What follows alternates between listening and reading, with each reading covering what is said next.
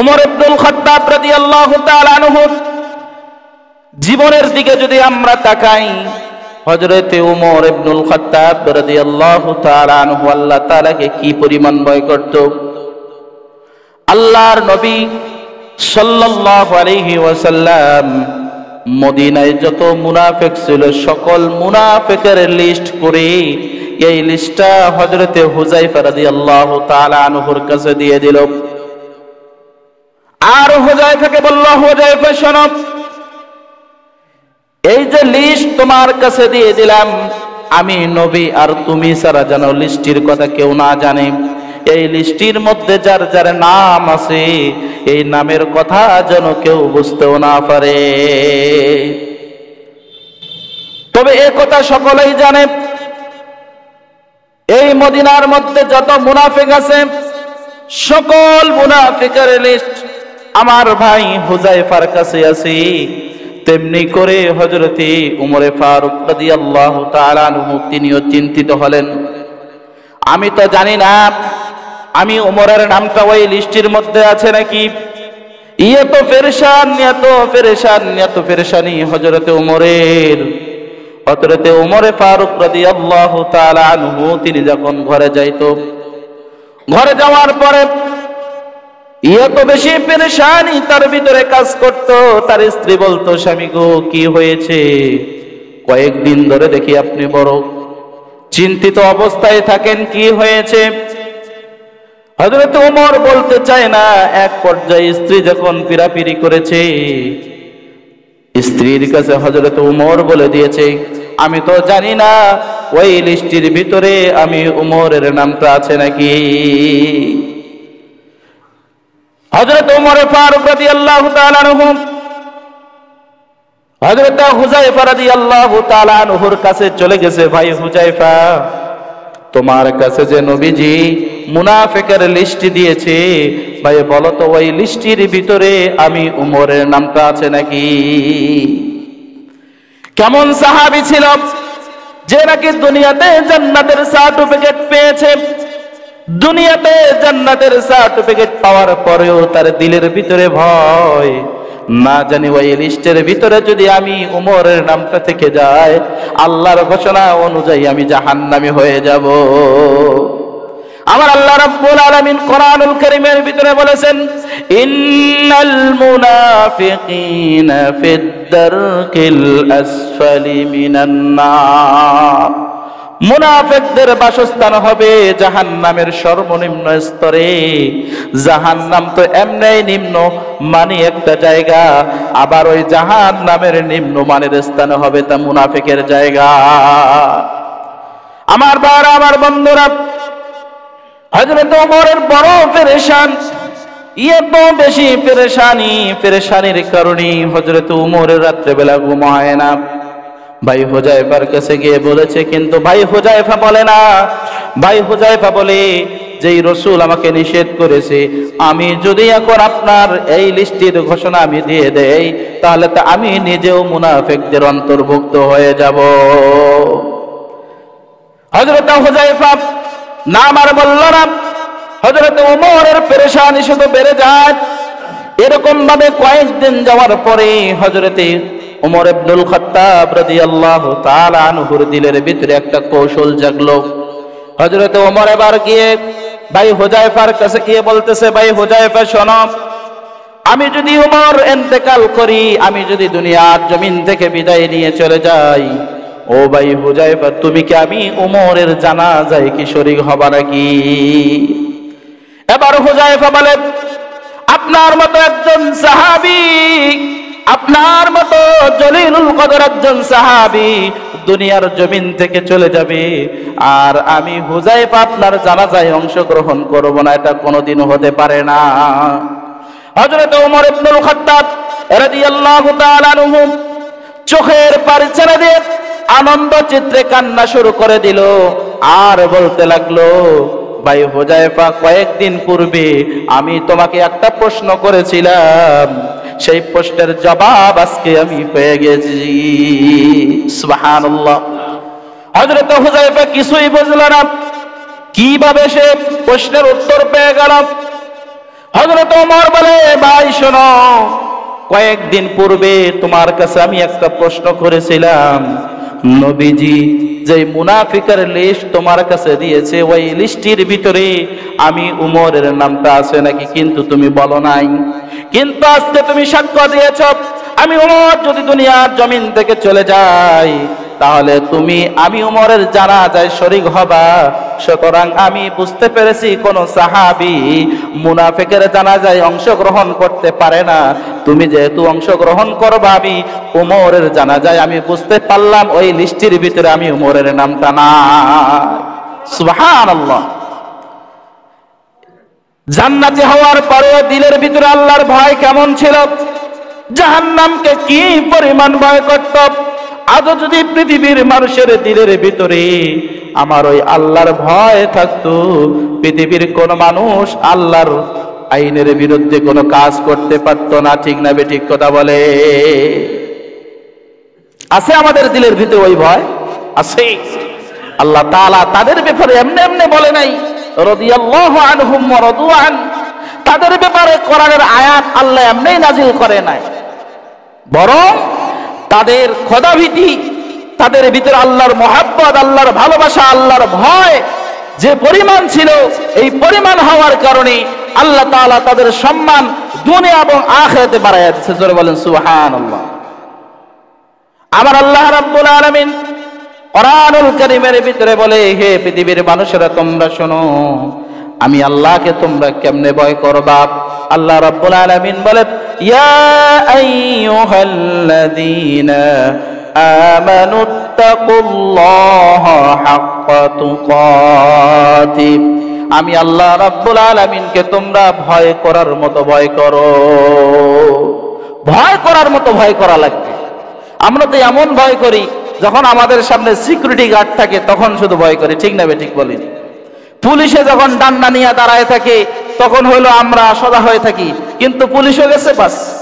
কিন্তু আল্লাহর security guard তো এমন না, বরং আল্লাহর সিকিউরিটি গার্ড 24টা ঘন্টা আপনার পিছনে আছে। আছে না নাই বলেন?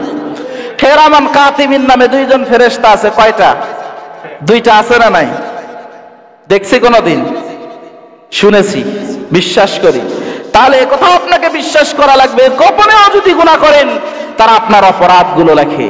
আপনি গোপনেও যদি কোনো ভালো কাজ করেন আপনার ভালো কাজটা সে লেখে। ঠিক না ঠিক কথা বলেন? তাহলে আল্লাহ যে সর্ব অবস্থায় আপনাকে দেখতেছে, নিযুক্ত রেখে দিয়েছে ফেরেশতা।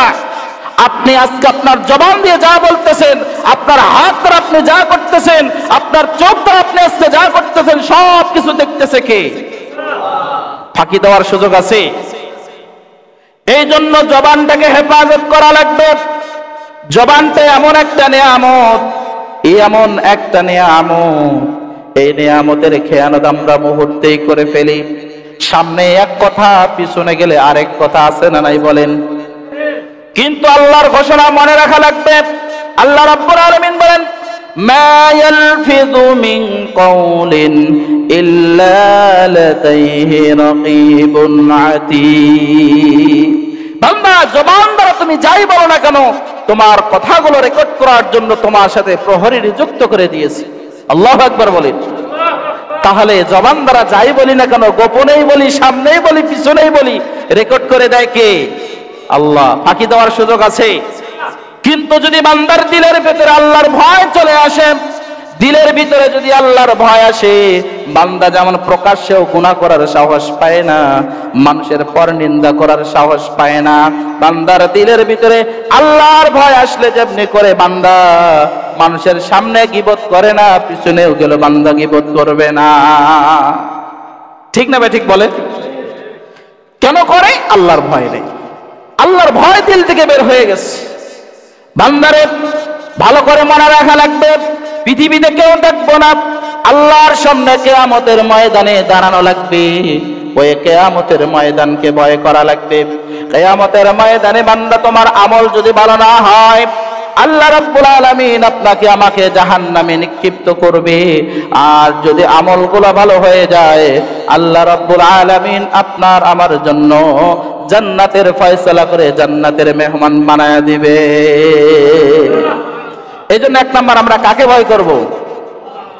আল্লাহকে কোন মানুষ যদি ভয় করে, রব্বুল আলামিন শুধু আখিরাতে নয় আল্লাহ রব্বুল আলামিন ওই মানুষটার সম্মান আর ইজ্জত, তার মর্যাদা আল্লাহ রব্বুল আলামিন দুনিয়ায় বাড়ায়া দিবেন। আল্লাহর নবী সাল্লাল্লাহু আলাইহি ওয়াসাল্লামের একজন সাহাবী, জলিলুল কদর সাহাবী, এই পৃথিবীতে যত সাহাবী এসেছে, রাসূলের যত সাহাবী ছিল, তার মধ্যে থেকে সর্বশ্রেষ্ঠ সাহাবী যার নাম হলো সিদ্দিক আকবর রাদিয়াল্লাহু তাআলা আনহু। এই আবু বকর রাদিয়াল্লাহু তাআলা আনহুর পক্ষে মহান রব্বুল আলামিনের পক্ষ থেকে কোরআনুল কারীমের আয়াত নাজিল হয়ে গেছে। সুবহানাল্লাহ বলেন। আল্লাহর নবীর সাহাবী সিদ্দিক আকবর রাদিয়াল্লাহু তাআলা আনহু তিনি একদিন ইহুদিদের একটি পাঠশালার মধ্যে তিনি গেলেন। সেখানে দেখলেন ইহুদিদের কিছু পণ্ডিত তারা বিভিন্ন বিষয়ে আলোচনা করতেছিল। আর ওই পাঠশালার মধ্যে ইহুদিদের আরেকজন ব্যক্তি ছিল যার নাম ছিল ফানহাস। এই ফানহাসকে সিদ্দিক আকবর বলল, ফানহাস শোনো, তুমি তো জানো মুহাম্মদ সাল্লাল্লাহু আলাইহি ওয়াসাল্লাম তিনি একজন সত্য নবী, সুতরাং কেন তুমি আজকে কালেমা পড়তেছো না, কেন তুমি মুসলমান হচ্ছ না? ফানহাস বলল, হে আবু বকর শোনো, তুমি ওই মুহাম্মাদের কথা বলতেছ যে নাকি বলে বেড়ায় তাদের খোদা নাকি মানুষকে সুদ দেয়, যে খোদাই নিষেধ করেছে আল্লাহকে কোন ব্যক্তি যদি 1 টাকা দান করে ওই আল্লাহ নাকি তাদেরকে 2 গুণ 4 গুণ এরকম 70 গুণ পর্যন্ত বাড়ায়া দেয়। হে আবু বকর শোনো, আমি তো তোমার খোদার প্রতি মুখাপেক্ষী নয়, বরং তোমার খোদাই আমাদের প্রতি মুখাপেক্ষী, যে নাকি আমাদের কাছে টাকা চায়, পয়সা চায়, আমি তার প্রতি ঈমান আনবো না। এমন কথা যখন ফানহাসের জবান থেকে বের হয়েছে, সঙ্গে সঙ্গে সিদ্দিক আকবর ঠাস করে একটা থাপ্পড় লাগাইয়া দিয়েছে। এমন ভাবে থাপ্পড় দিয়েছে ফানহাসের অবস্থা 12টা বেজে গেছে। হযরত সিদ্দিক আকবর বলে, ও ফানহাস শোনো, তুমি যে বাক্য উচ্চারণ করেছো, তুমি আমার আল্লাহকে তুমি ফকির বলেছো। এ ফানহাস শোনো, তোমাদের সাথে যদি আমাদের চুক্তি না থাকতো, এই জায়গার মধ্যে তোমার শরীর থেকে তোমার কল্লাটাকে আমি আলাদা করে দিতাম। এমন বক্তব্য যখন আবু বকর রাখলাম, এবার ফানহাস বিশ্ব নবীর কাছে চলে গেছে বিচারণী। বিশ্ব নবীর কাছে বলে, হে মুহাম্মদ, তোমার অনুসারী আবু বকর আমাকে থাপ্পড় মেরেছে। নবীজি জিজ্ঞাসা করলো, হে আবু বকর, তুমি কি তাকে থাপ্পড় মেরেছো? আবু বকর বলল, হ্যাঁ ইয়া রাসূলুল্লাহ, আমি থাপ্পড় মেরেছি। আল্লাহর নবী আবু বকরকে বলল, আবু বকর, কেন তুমি থাপ্পড় মেরেছো? আবু বকর বলে, ইয়া রাসূলুল্লাহ, ইয়া হাবিবাল্লাহ, আল্লাহর ব্যাপারে এমন খারাপ মন্তব্য করার কারণে আমি আবু বকর আর সহ্য করতে পারি নাই, এই জন্য আমি তাকে থাপ্পড় মেরে দিয়েছি। কিন্তু ফানহাস স্বীকার করে না। সে বলে, না, আমি এমন কোন বক্তব্য রাখি নাই, এমন কোন আমি কথা বলি নাই। এই মুহূর্তে মহান রব্বুল আলামিন কোরআনুল কারীমের একখানে আয়াতে কারিমা নাযিল করলেন, লাকাদ সামিআল্লাহু কাওলাল্লাযীনা ক্বালু ইন্নাল্লাহা ফাকীরুন ওয়া নাহনু আগনিয়া। আল্লাহ রাব্বুল আলামিন হযরত আবু বকর রাদিয়াল্লাহু তাআলা আনহুর পক্ষে আয়াতখানি নাযিল করে জানায়া দিল, লাকাদ সামিআল্লাহু, অবশ্যই আল্লাহ তাআলা শ্রবণ করেছে, কাওলাল্লাযীনা ক্বালু ইন্নাল্লাহা ফাকীরুন ওয়া নাহনু আগনিয়া, তারা বলেছে যে আল্লাহ হলো ফকির আর আমরাই হলাম ধনী। সুবহানাল্লাহ বলেন। এই আয়াতটা কার পক্ষে নাযিল হয়েছে? আবু বকরের পক্ষে। কারণ কি? কারণ হচ্ছে সে মিথ্যা কথা বলেছে। আবু বকর আল্লাহকে মহব্বত করে, আল্লাহর দ্বীনের ভয় তার অন্তরে থাকার কারণে, আল্লাহর ভয় তার অন্তরে থাকার কারণে আল্লাহ তাআলা তার পক্ষে সাক্ষী হিসেবে কোরআনের আয়াত নাযিল করে দিয়েছে। সুবহানাল্লাহ। তাতে তার মর্যাদা বাড়ছে না কমছে? এমন বাড়ছে যে আরশের মালিক আল্লাহ সাক্ষী দিচ্ছে আবু বকর সত্য। সুবহানাল্লাহ বলেন। তাহলে যারা আল্লাহর পক্ষে থাকে তাদের সাক্ষী কে হয়ে যায়? যারা আল্লাহর পক্ষে থাকে তাদের পক্ষে কে থাকে বলেন?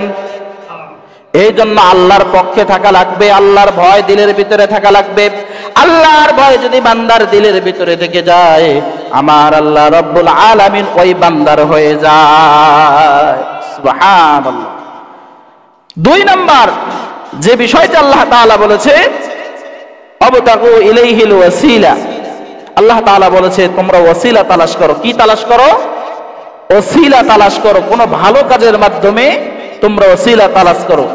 তাফসীর ইবনে কাসিরের ভিতরে আসছে, ইবনে কাসির রাহমাতুল্লাহি আলাইহি তিনি বুখারীর একটি হাদিস আনছে, তিনি বলেন যে কোন মানুষ যদি আযানের পরে একটি দোয়া আছে, আল্লাহুম্মা রাব্বা হাযিহি দাওয়াতিত তাম্মা ওয়াস সালাতিল কায়িমা আতি মুহাম্মাদানিল ওয়াসিলাতা ওয়াল ফাযিলা আবআথহু মাকামান মাহমুদান আল্লাযী ওয়া'আদা ইন্নাকা লা তুখলিফুল মিআদ। এই যে একটি দোয়া আছে, এখানে আরেকটু কম বেশি আছে, বিভিন্ন হাদিসের বর্ণনা আছে, যাই হোক সেদিকে যাব না। মূল যে বিষয় সেটা হচ্ছে এই যে দোয়াটা কোন মানুষ যদি আযানের পরে মুয়াজ্জিন যে বাক্যগুলো উচ্চারণ করে এই বাক্যগুলো উচ্চারণ করবে এবং আযান শেষে এই দোয়াটি পাঠ করবে, রাসূল বলে ওই উম্মতের জন্য, ওই মানুষটার জন্য আমি রাসূলের শাফায়াত হালাল হয়ে যায়। বলেন সুবহানাল্লাহ। সুতরাং সে শাফায়াত পেয়ে যাবে। সুবহানাল্লাহ। এখন তো আযান হইলে আমরা গল্প করি, গুজব করি, কত কথাই না বলি। আযানের জবাব তোমরা দিই না, দেই কয়জনে আছি। এজন্য যখন আযান হয় তখন আমাদের করণীয় কি? আযানের জবাব দিতে হবে। 2 নম্বর হলো আযান শেষে দোয়াটি পাঠ করতে হবে।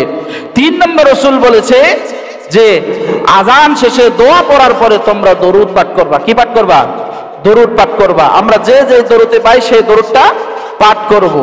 কারণ রাসূল বলেছে যে ব্যক্তি আমি রাসূলের প্রতি একবার দরুদ পড়ে আল্লাহ তাআলার পক্ষ থেকে তার উপরে 10 বার রহমত নাজিল হয়। সুবহানাল্লাহ। এজন্য আমার ভাইরা, আমার বন্ধুরা, আমাদেরকে ভালো কাজের মাধ্যমে ওসিলা তালাশ করা লাগবে। কিয়ামতের ময়দানে আপনার আমার যে টুটাফাটা আমল আছে, আমল দিয়ে জান্নাতে যাওয়া সম্ভব না। কোন মানুষ যদি ভালো কাজের মাধ্যমে ওসিলা তালাশ করে, যেমনি করে আল্লাহ রাব্বুল আলামিন কিয়ামতের ময়দানে বান্দাকে মুসিবত থেকে বাঁচায়া দিবে, ভালো কাজের মাধ্যমে যদি কোন মানুষ দুনিয়ার জমিনে কোন মুসিবতের মধ্যে পড়ে আর যদি ওই ভালো কাজের মাধ্যম নিয়ে যদি আল্লাহর কাছে দোয়া করে, আমার আল্লাহ রাব্বুল আলামিন দুনিয়াতে তাকে মুক্তির ব্যবস্থা করে দিবে।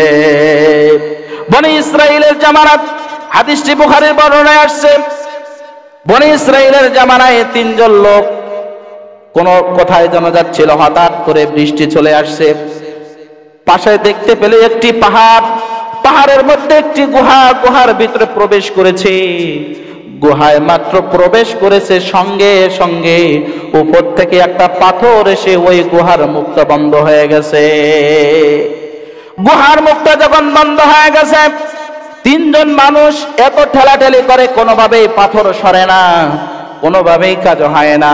এমন জায়গার মধ্যে চলে গেছে, বর্তমান জামানার মতো না ফোন করে কাউকে সাহায্য নেবে কিংবা কারো সাহায্য পাবে, আশেপাশে কোনো মানুষ নাই, বাড়ি নাই, ঘরে নাই। এক পর্যায়ে 3 জন যুবক সিদ্ধান্ত নিল, আজকে যদি এই মুসিবত থেকে আমরা বাঁচতে চাই, আমাদের নিজেদের কোনো ভালো আমলের ওসিলা নিয়ে আল্লাহর কাছে দোয়া করা ছাড়ার কোনো উপায় নাই। 3 জন যুবকের মধ্যে থেকে একজন দাঁড়িয়ে গেল, রব্বুল আলামিনকে ডেকে ডেকে বলল, ইয়া রব্বুল আলামিন, আয় আল্লাহ তাআলা, হে মালিক, আজকের এই মুসিবতের মধ্যে পড়ে গেছি, আয় আল্লাহ তাআলা, আজকে আমার ওই আমলের বিনিময়ে, ওই আমলের ওসিলায় তোমার কাছে দোয়া করি। রব্বুল আলামিন, আয় আল্লাহ তাআলা, রব্বুল আলামিন, আমি একজন রাখাল ছিলাম, আমার একটা নিয়ম ছিল, প্রতিদিন আমি সকাল থেকে সন্ধ্যা পর্যন্ত বকরি চড়াতাম। যখন সন্ধ্যা ঘনিয়ে আসতো বাড়িতে চলে যেতাম। যাওয়ার পরে আমার বৃদ্ধ মা বাবা ছিল, সন্তান ছিল, আমার নিয়ম হলো আমার মা বাবাকে দুধ পান করাতাম, এরপরে আমার সন্তান এবং পরিবারের মানুষদেরকে আমি দুধ পান করাতাম। ইয়া রাব্বুল আলামিন, একদিন আমি বাড়ি ফিরতে লেট করে ফেললাম, দেরি হয়ে গেল।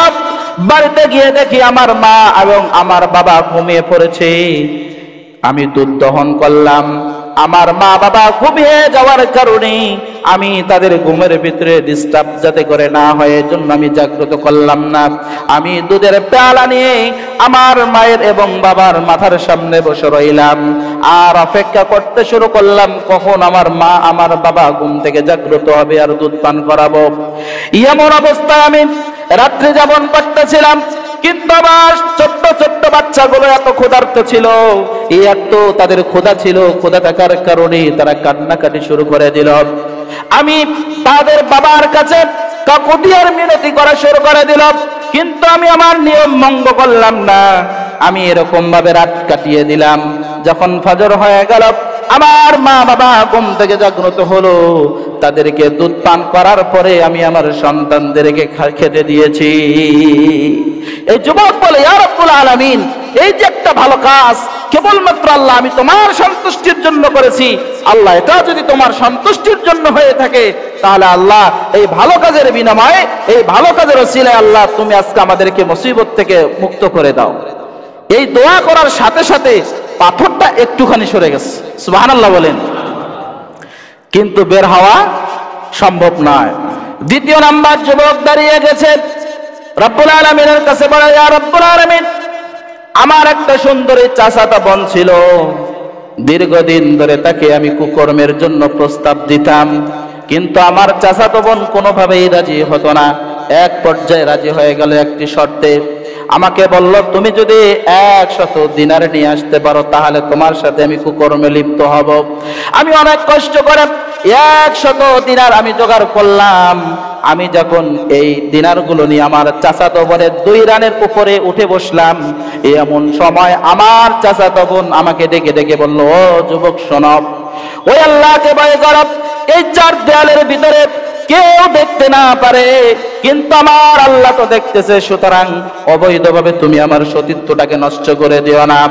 এমন কথা যখন আমার চাচাতো বোন বলেছে, সঙ্গে সঙ্গে একটা লাফ দিয়ে আমি আমার চাচাতো বোনের শরীর থেকে উঠে গিয়েছি। ইয়া রাব্বুল আলামিন, এই যে একটা ভালো কাজ আমি করলাম, আয় আল্লাহ তাআলা, এই ভালো কাজটা যদি মাওলা তোমার সন্তুষ্টির জন্য হয়ে যায় তাহলে আজকের এই মুসিবত থেকে রব্বুল আলামিন তুমি আমাদেরকে হেফাজত করো। এই দোয়া করার সাথে সাথে পাথরটা আরেকটু সরে গেল, কিন্তু বের হওয়া সম্ভব নয়। তৃতীয় যুবক দাঁড়িয়ে গেল, আল্লাহ তাআলার কাছে বলতে শুরু করলো, রব্বুল আলামিন, আমি একজন কৃষক ছিলাম, আমার বাড়িতে বিভিন্ন সময়ে বিভিন্ন মানুষে কাজ করত, সন্ধ্যার সময় তার পারিশ্রমিক নিয়ে বাড়িতে চলে যেত। কিন্তু একদিন দেখা গেল একজন কাজের লোক আমার বাড়িতে সন্ধ্যা পর্যন্ত কাজ করলো, বিনিময় না নিয়ে চলে গেছে। যাওয়ার পরে অনেকদিন পর আমার বাড়িতে আবার আসলো, আসার পরে বলতেছে, ভাই অনেকদিন আগে তোমার বাড়িতে আমি কাজ করেছিলাম, কিন্তু আমি সেদিনের পারিশ্রমিক নিয়ে যাই নাই, আমার পারিশ্রমিক কোথায় তুমি দাও? আমি বললাম, এই যে পাশে দেখতেছো অনেকগুলো বকরি আর ভেড়া গরু, সব তোমার, তুমি নিয়ে যাও। এবার যুবক বলে, এ লোক, তুমি কি আমার সাথে ঠাট্টা করো, কৌতুক করো? তোমার বাড়িতে কেবলমাত্র একদিন কাজ করেছে, এত তো গরু ভেড়ার বকরি হতে পারে না, সুতরাং তুমি আমার সাথে ঠাট্টা করো। ওই মালিক বলে, না না, তোমার সাথে আমি ঠাট্টা করি না, তুমি যে ওই দিন এই টাকা পয়সা না নিয়ে চলে গিয়েছিলা, ওই দিন থেকে তোমার এই একদিনের পারিশ্রমিক দ্বারা আমি এরকম ভাবে ব্যবসা বাণিজ্য করতে করতে তোমার এতগুলো সম্পদ হয়ে গেছে। ওই যুবক খুশি হয়ে সব কিছু নিয়ে চলে গেছে। এবার সে বলছে, আল্লাহ, এই যে একটা ভালো কাজ করেছি তোমার সন্তুষ্টির জন্য, আল্লাহ এটা যদি তোমার কাছে পছন্দনীয় হয়, তোমার জন্য যদি করে থাকি, আল্লাহ আজকে এই মুসিবত থেকে আল্লাহ তুমি মুক্ত করে দাও। বলার সাথে সাথে পাথরটা এক চটকানিতে সে গুহার মুখ থেকে সরে গেছে। আল্লাহু আকবার।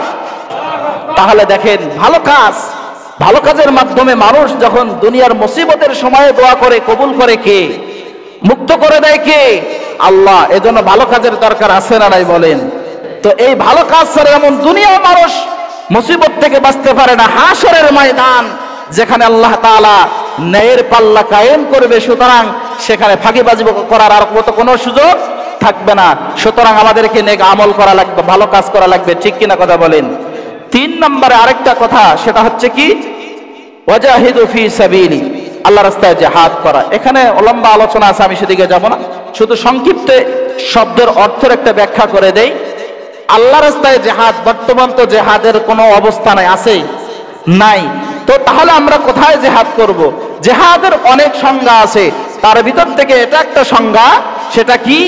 যে নিজের নফসের সাথে জিহাদ করা। কিসের সাথে?